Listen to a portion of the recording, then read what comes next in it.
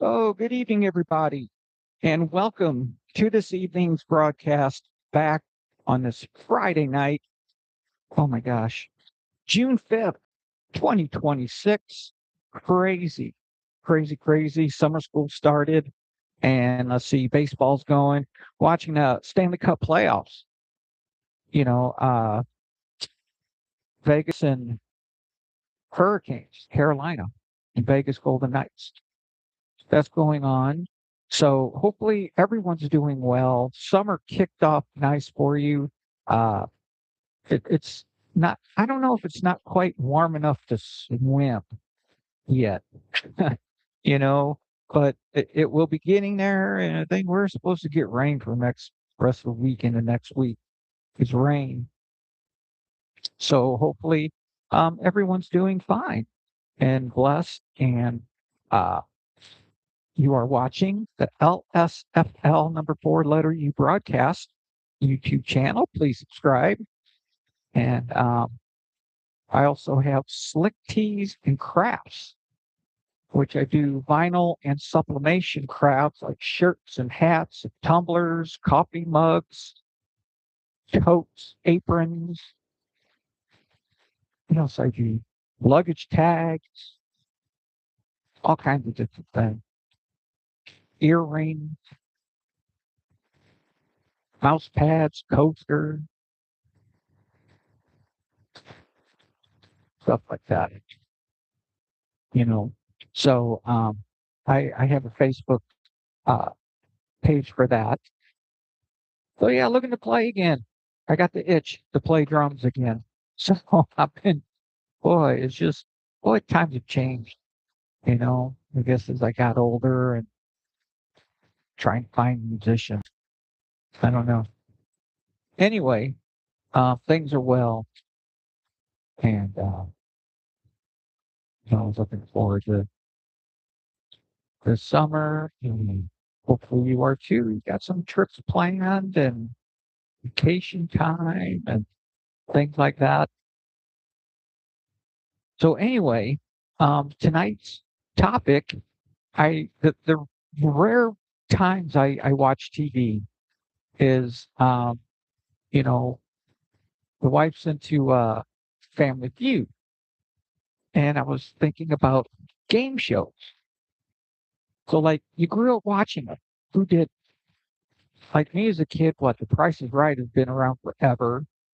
You've had Wheel of Fortune, Family Feud, Joker's Wild, Match Game, Hollywood Squares, so many password, $10,000 pyramid. I mean, game shows and game shows and so many game shows. So people win, right? You win $20,000, you win a car, you win trips, you win. But do you actually really win win these prizes? So I found an article that it sometimes it's not always what it seems when you win on a game show you know so it's not what it seems. Turn this up a little bit more. It's not what it seems to be when you win. And especially they're bringing these college kids on and this and that, and and then you wonder, do they win these prizes? you know So here is a kind of an article about, when you win on a game show, right? On a game show. So, um, you always play along. How do you not? You play along, right? I do, like Wheel of Fortune, you know, the puzzle game, how can you not? You play along. Well, you know, and then you got the for a chance to win this and that and this and that. So when you're a contestant and you get picked for a game show, and this is coming from winners. So when they won, they were handed their paperwork for the prize. Okay. But instead of the 3-month virtual assistant service they have, and among other things, they just want to showcase. But they were getting the cash value instead. All right. And this is from a winner from The Price is Right. So on the prize sheet, prizes are labeled like CIL, cash in lieu. So they were given the option to receive the actual prize instead, and you can't trade one of the other prizes for their cash value. Okay, so if you can't go on a trip, or I guess it's saying you can't trade it in for cash. You know, let's say a trip costs you what, 18 grand. You can't take the 18 grand and not the trip, I guess is what that's saying.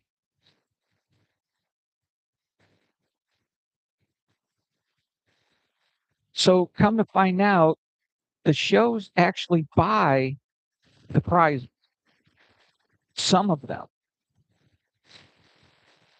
And how you can tell, and if you listen during the game show, let's say this gives an example of Goodyear tires. If they say you've won a set of Goodyear tires from the number one store, Goodyear, well, it was promoted. Okay. Now, if they say you won a wonderful set of rubber tires, the show bought it. And then they're just give you the cash for it. It's just easier that way to give you the cash. So you don't actually get tires, you get the cash for the tires. Okay, that's cool. Either way, you won the value of tires. Okay. But I did not know that. So if they mention the brand name, I guess like that, it was promoted by Goodyear. Promoted. And if they say no, if they mention it with no brand name, like you said, you just won a wonderful set of rubber tires, the show bought it. All right. Now reruns, I guess maybe a long time ago would mean more gifts. But if it's run during off season, you don't get paid a second time. All right. So they use Jeopardy here that used to give sponsored parting gifts to departing contestants. And so, as an example, they chose Rice Aroni. Okay. So they don't do that anymore. So a parting gift, I guess today would be like a tote bag, a shirt, a glass frame from a photo with the host or something like that. That's your parting gift. All right. So back in 92, in the Tournament of Champions, I guess this is still Jeopardy, the contestant finished third place and received the announced third place parting gifts. in addition to his runner-up prize of $7,500. Well, what happened was it aired again during the summer, and the show changed to free plugs at the end of the episode. All right. So a month later, you lost and you get a package from Jeopardy. So they got left-handed toothbrushes and the stuff they were giving away. And another set of residuals, but didn't get the winnings or the money again. So basically, a rerun is just another chance to record you on a game show, basically. So that's um, a little bit of background on prizes and how it used to be. So, and now this one is you don't receive your winnings immediately. Okay. So you just don't drive off in a new car if you win a car. And they don't immediately pay you money. You win when you step off the stage to go home. They just don't hand you the check, or they just don't hand you anything. So they said it takes between 90 to 150 days to receive the things you've won. So there's a prize department that verifies that you are indeed who you say you are.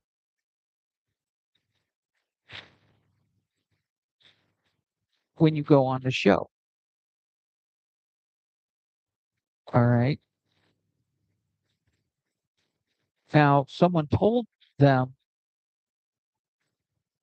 that he was an admiral,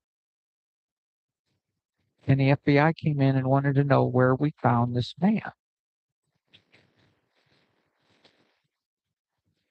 And they told us he's not an admiral. He's been impersonating the admiral for 30 years. So they arrested him, and what he won, he took away. So this person from, I guess, the prize department has to verify who you are. I guess when you win, and they had someone that told them they were an admiral. So I'm sure it happened. And they wound up arresting him. And what he won, of course, he didn't get. But so they make sure you are who you are in the first place. So then there are taxes on the prizes. Okay. So if you're on The Price is Right, so there's out-of-state contestants that has to pay like California state taxes before you get the prize, or Illinois. And they send the prizes and you don't have to pay taxes. So they're liable to pay the taxes. So if you live in a state where you don't have to pay, I guess, personal property tax, you don't have to pay taxes. So another thing is that the show contacts the appropriate prize supplier to let them know their need to save an extra, like a desk or something for a contestant that won. So they have to notify the prize providers to say that they're going to be on the show. And then they send them another certification saying they have 90 days to send the gift after they've won it. Interesting.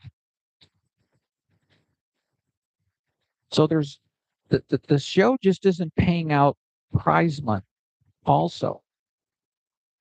So like prizes for like second and third place contestants, let's say um, just a product, macro crown, okay, or something like that.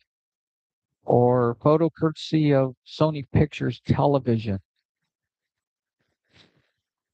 Now, it's a sneaky way to get in some additional advertising. So Kraft will actually cut the runners up a check for the standard second and third place prize.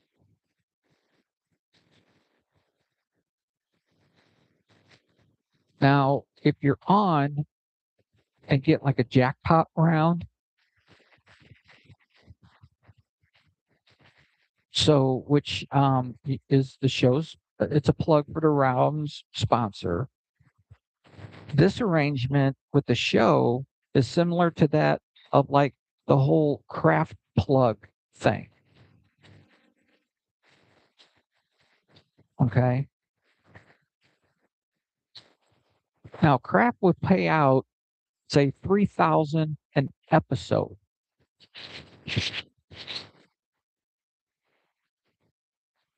So every show will have someone finishing in both second and third place. So the sponsor of the jackpot round says the former prize coordinator only had to pay out when the jackpot was won. If it's not, which is almost, most of the time, the sponsor effectively got a free commercial, basically. It's a free commercial.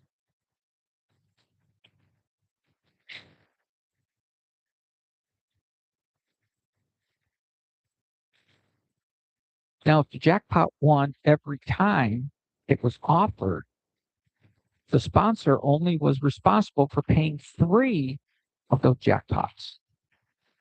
So, like the Wheel of Fortune would pay the rest, or the game show would pay the rest. And the sponsor would get the free commercial on those nights anyway.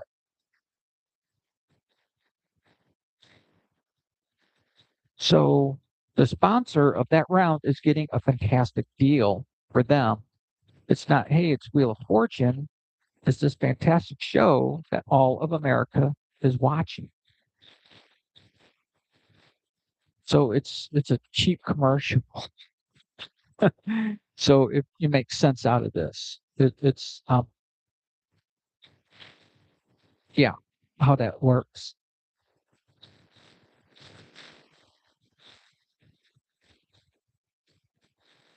So if you win trips, all right, and they're not always worth as much as the show says they're worth.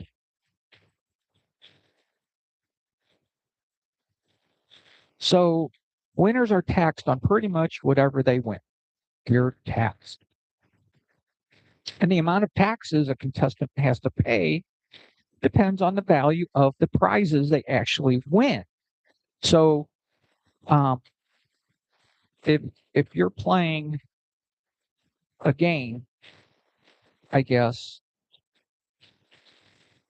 and you win $20,000 playing one of the games, and then you get to like a showcase or something like that, and a showcase or something, the money that $20 cutting out, or maybe it's my headphone, goes towards paying taxes for, I guess, the showcase trip if you want a trip or something like that. So you wind up getting maybe 14, 13,000 after taxes on that. So you don't get the whole amount to pay taxes.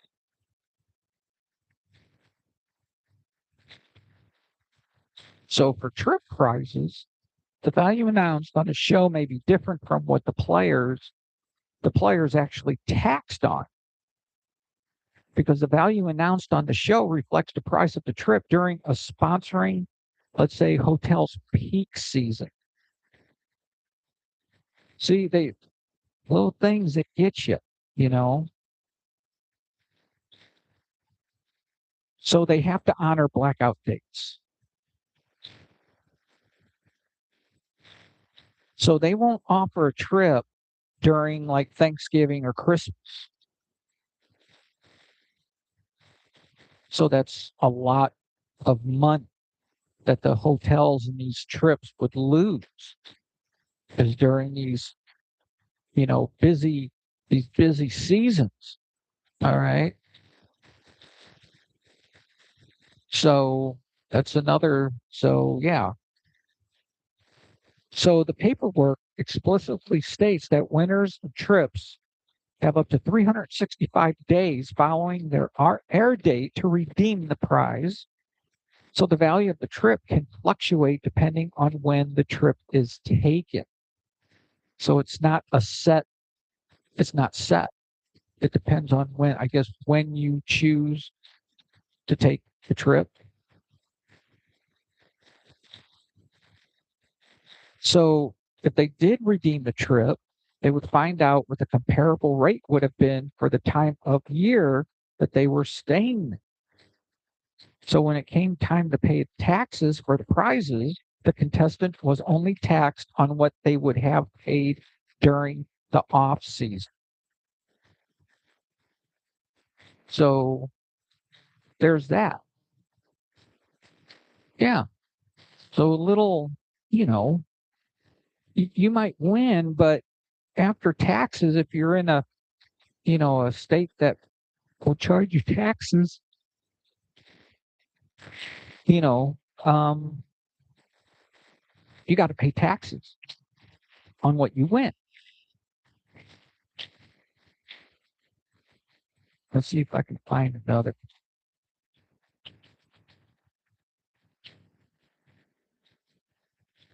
Let's see. Interesting facts.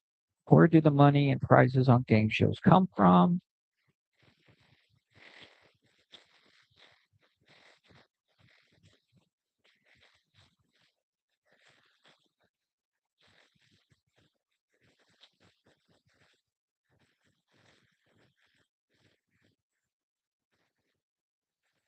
So this article says the prize pool is budgeted for. So most game shows are fairly inexpensive to produce compared to other network television programs. So they cost about $1 million an hour. Okay. Which, like, I guess a soap opera or something can run several million per episode. All right. For a series, those can go over 10 million an episode. So a portion of that game show production budget is specifically set aside for prizes. That every cash award, car, or vacation has already been factored into the cost before the cameras, before it even the show starts or airs or anything. Which I guess maybe that it explains it different than another other article. So like Wheel of Fortune or Jeopardy, they can put in 4 to 8 million the contestant winnings over the course of the season. And that's 200 to 230 episodes. So the average episode payouts are a lot lower than viewers might think, you know. So like Jeopardy, they usually pay out in a range of 20 to 30,000 total. Now we mentioned the championship run tournament, the winnings are higher, okay, but the smaller shows often have more modest budgets. So you might have like $100 gift card or smaller electronics or prizes or something like that. All right. Now there's insurance policies also. So when you have like huge prizes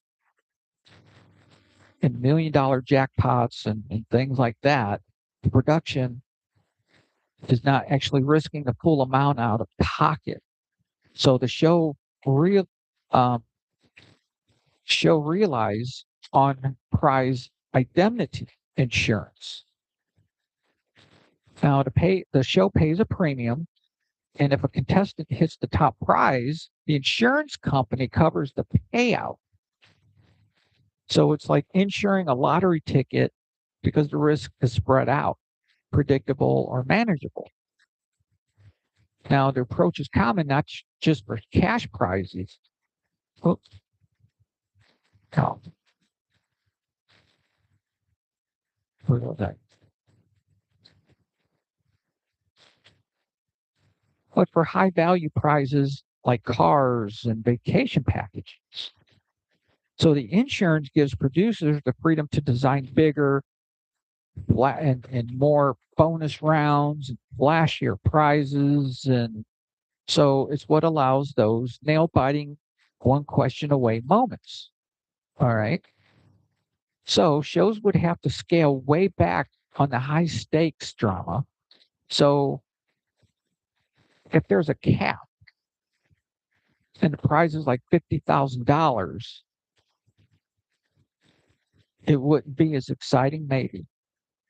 Like Who Wants to Be a Millionaire or something.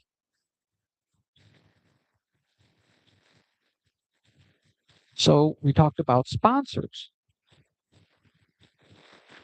Now, many game shows use sponsorships to provide the cars, electronics, vacation packages, prizes. So a car company may supply vehicles to the show at no cost for the free advertising that we talked about, while the resort may offer free trips in exchange for on-air promotion. So even cash prizes sometimes have sponsorship angles. So some shows offer bonus rounds we talked about funded by advertisers, that the big jackpot may actually be paid by a third party brand rather than the show. So the prize is technically a marketing expense for the sponsor, disguised as part of the game.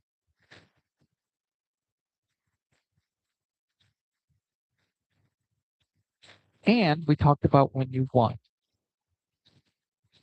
So winning on a game show sounds glamorous and, you know, but the contestants quickly learn it's not as lucrative as it seems. So in the US, game show winnings are considered taxable income by the IRS. Talked about you pay taxes. So cash prizes are taxed at regular income rates. And non-cash prizes are assigned for a fair market value for taxation. So if you win $50,000 car, you would owe maybe 10 to 15,000 in federal and state taxes.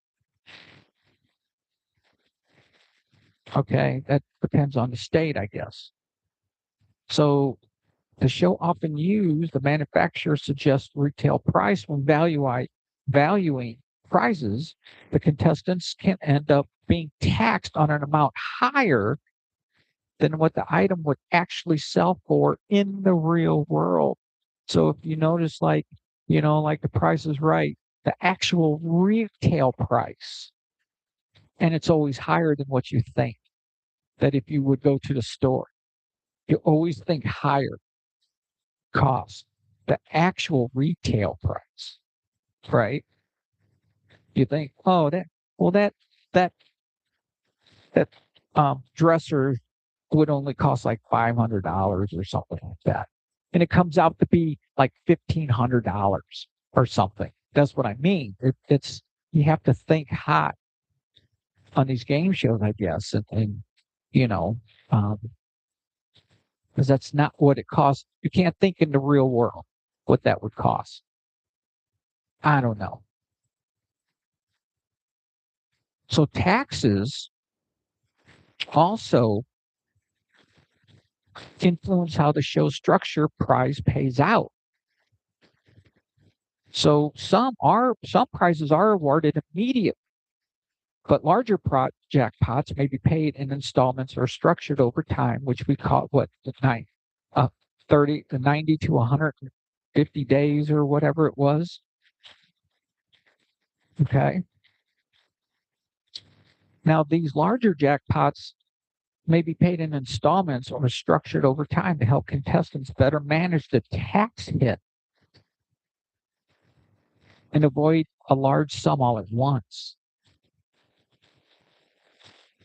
Now, some contestants just um, turn down their winnings to avoid tax, which would push them into a higher tax bracket.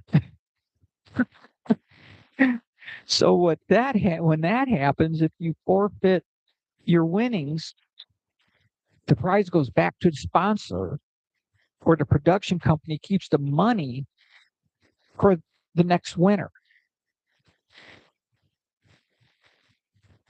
So if you win and you realize that they're going to tax it to where you're not going to, then, I guess that's kind of just the name of the game. I guess that, you know, my gosh, I'm going to wind up owing because of the taxes, I guess. So I can't accept this prize.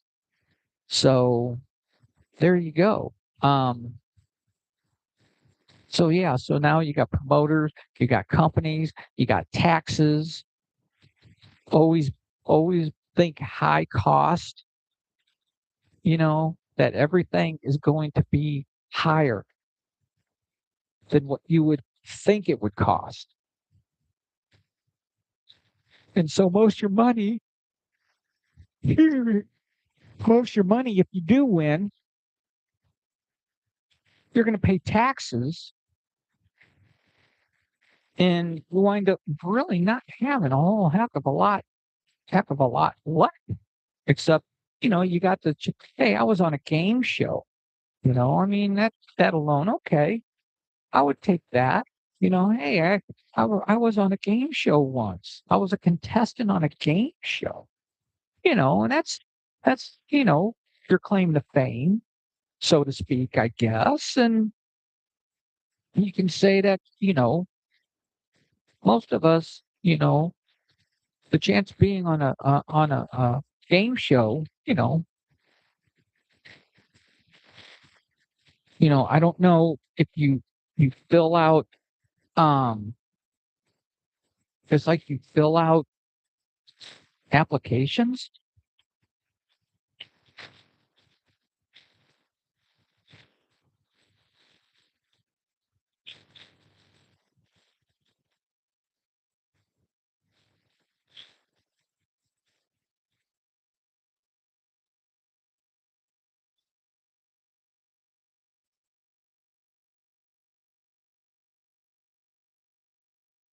Let's see.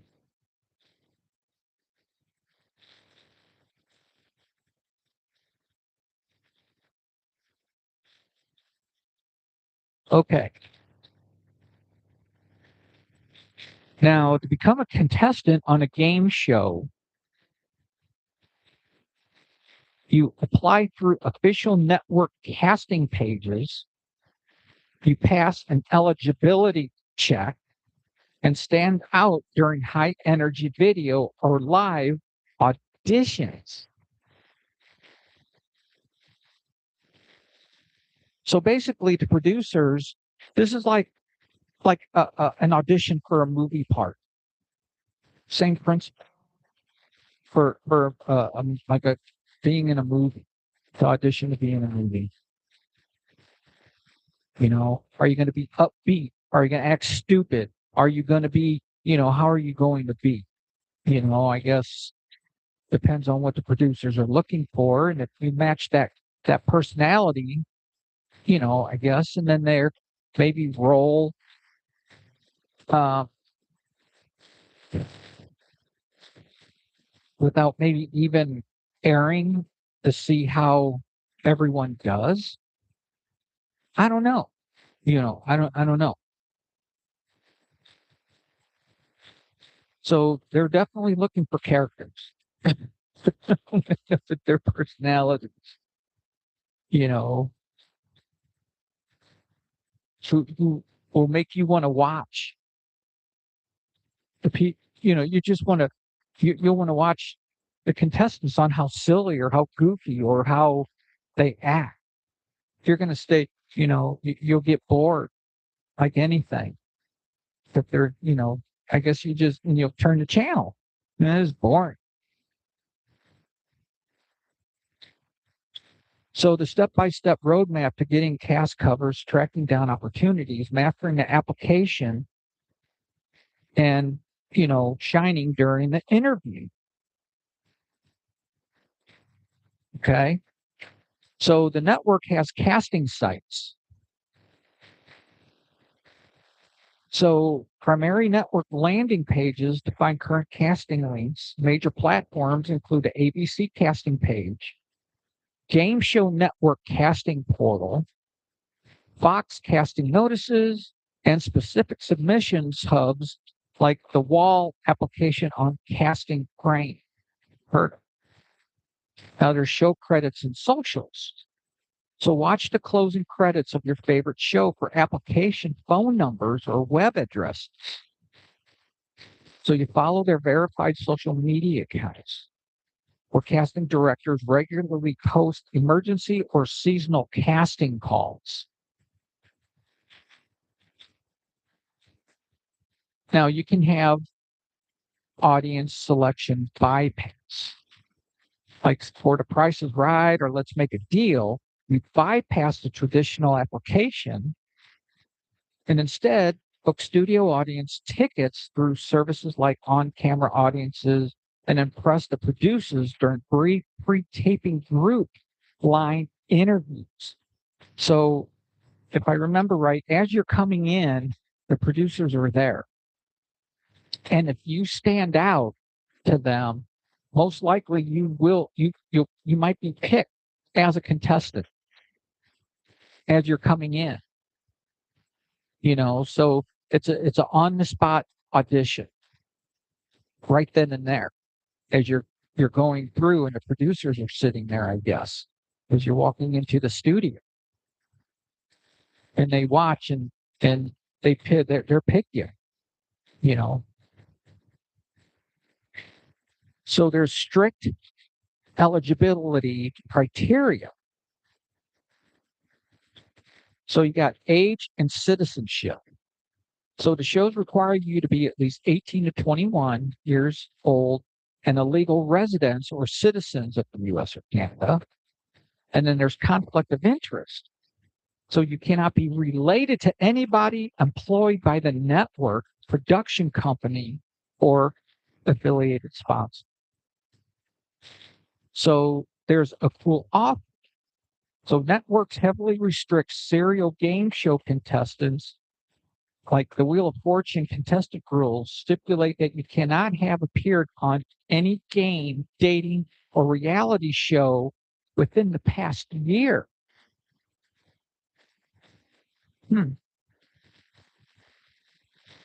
So if you're on a game show and you want to go on, say the Wheel of Fortune, you have to wait a year. Or more than 3 shows in the past 10 years.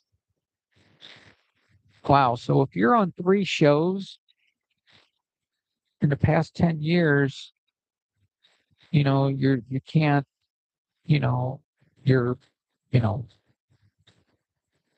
So craft an unforgettable application.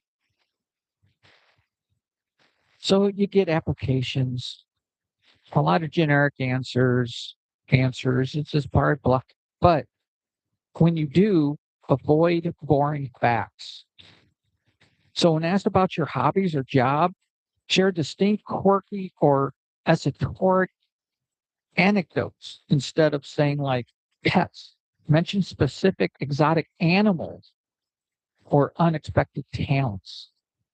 And it said it's like an audition for like a movie or something that you're auditioning. Spin your winning story.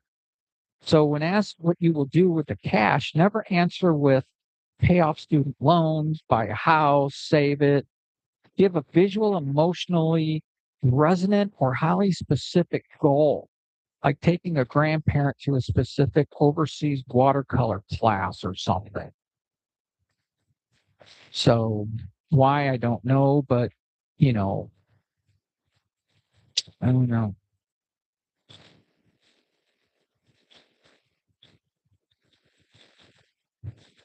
The short pitch video. Okay. So you might be asked to upload a 1 to 3 minute introduction video. And this is on like the Wheel of Fortune application portal. Now, film horizontally in landscape orientation with with clear lighting and no background clutter, where bright, solid colors avoid brand logos and speak loudly and enthusiastically. And this is master the audition and testing phase.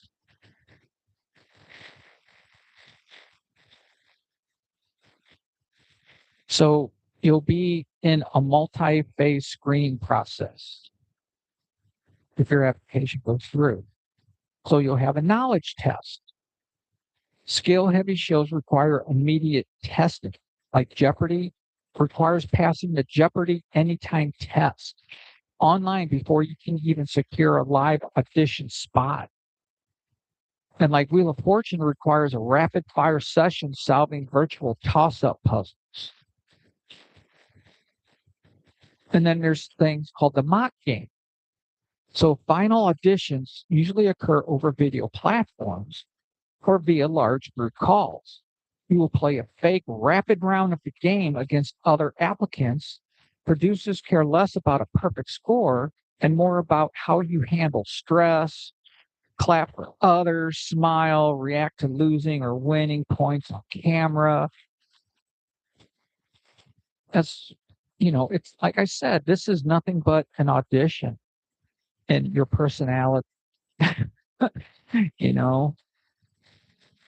So you want to cast a wide net by applying to brand new or lesser known programs on cable or streaming channels, as they have smaller applicant pools than legacy network television programs.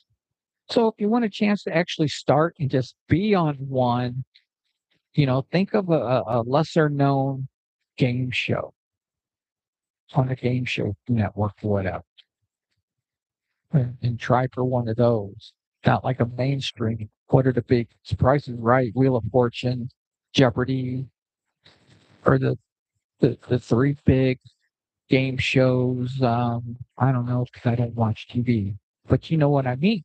So you might want to go to, lesser known on like you see on the game show networks. Mhm.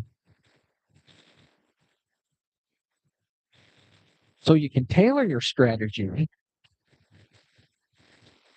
and you can let me know which specific game show you're going to target, your biggest personal strengths are, or do you want tips on boarding, blah, blah, blah, blah, blah. All right.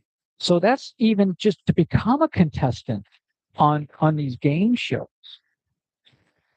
It's an audition, eligibility checks, and how you react and how you do in a live setting, like Wheel of Fortune, you know, or even though they don't want you because you're not a bubbly, you're not a weird, you just don't, you don't act, you don't have that kind of part, you don't have any kind of enthusiastic or wild personality. I don't know, I don't know, but that's how that goes. All right, on game shows, winning prizes or even becoming a contestant, you know. So there you go. There you have it. I always wondered because they just don't randomly call people, apparently, out of the blue. They know who they're going to pick, but they never say how they pick these people. Like, let's say The Price is Right. Okay, you're watching Joe Joe Schmo. Come on down. Well, why did they put their, how did they pick? How did they pick? You know, but then watch when they get up there and watch their demeanor, watch their how they act and how they react, and well, now you know why. Or a lot of times, I thought a lot of the contestants have something with The Price is Right on their shirt or Drew Carey on their shirt. If you notice that, if you notice that too, I do as often as I watch TV and stuff like that. You know, interesting.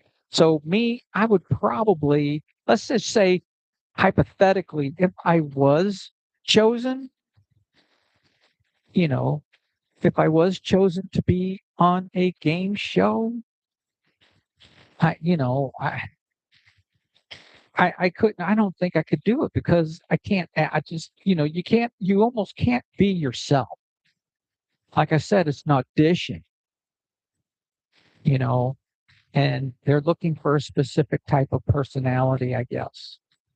No, I mean, some contestants, seem kind of boring or something like that, but you know, um, they may be one contestant they want enthusiastic, another contestant they might want to see kind of get bummed out or disappointed, and another contestant they want to see, but to have a different, you know, type of person on at one time. So there you go. It's not all what, I always thought, how do you get on a game show? Well, you audition and fill out paperwork and go and you do auditions and whatever it is, eligibility checks, I guess, what do they base it on your income? So if you win, are you going to be able to pay taxes?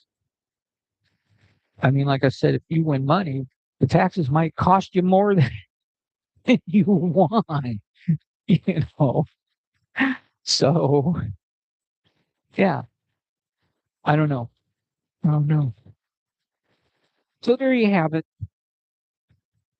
I was just wondering. It just kind of came to mind, you know, because I never, during the end of the show, I never read the fine, whatever paragraph that comes up about prizes and sponsors and stuff.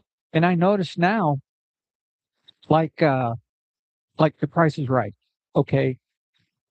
A long time ago, they used to actually say the brand name. Like, let's say, oh, guess the prizes, guess the cost of these prizes. And their announcer goes, okay, well, here is a bottle of Kraft, you know, cheese spread and a box of Kraft macaroni and cheese. They would actually name the brand. Now I notice they don't do that anymore. Rarely ever have I heard they say the name brand. They just said, here's a bottle of soy sauce. Here's a box of mac and cheese.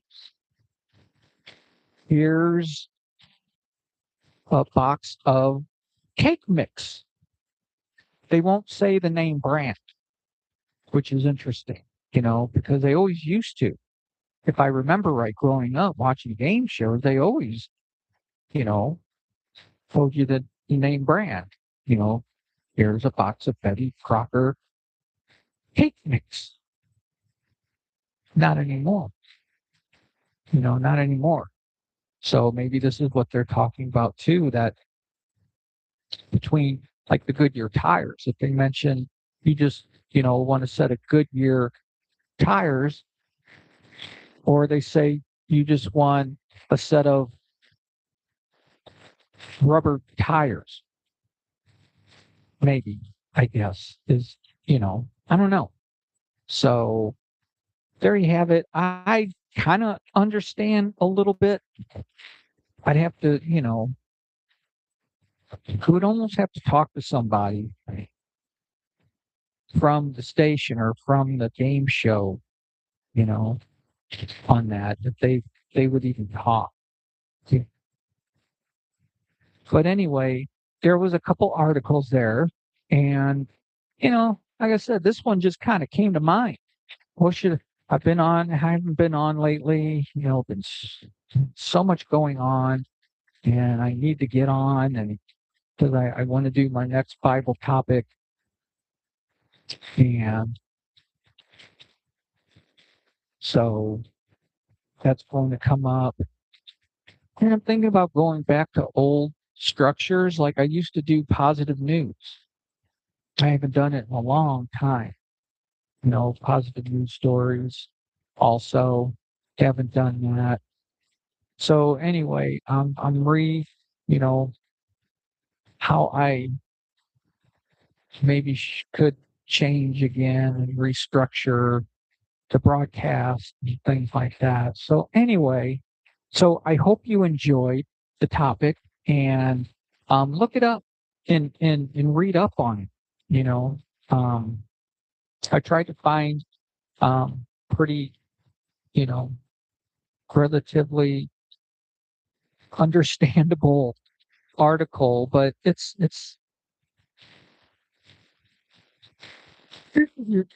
just weird that how it works and how to be even become a contestant. You know, um, so anyway, there you go. Um, there is your game show, little background on game show, the prizes and how they're won and how they're dispersed and yeah, how that works. All right. So anyway, thank you so much for joining me. And if you have any topic ideas or any comments or anything like that, send them in. And don't forget to visit Slick Teas and Crafts. We got a Facebook page on that. And I need to take more pictures of stuff I've made and things like that. So um, we'll keep that going. And so if you want something made, let me know. But always order something, you know, and I can, customize it for you. So anyway, um, thank you on this Friday, and appreciate it. Like I said, just please subscribe, and anything, any ideas, any comments, anything to talk about, send it in. The topic, something that needs to be talked about. Mhm. I just research. I just did this, so I didn't plan this out there, but that's okay. I knew I wanted to topic. I'm very tired. It was a long week, first week of summer school. Oh man. Whew. Wow. So anyway, thank you. God bless. Thank you, Jesus. And we'll see you next time, and take care, and hope to see you soon. All right.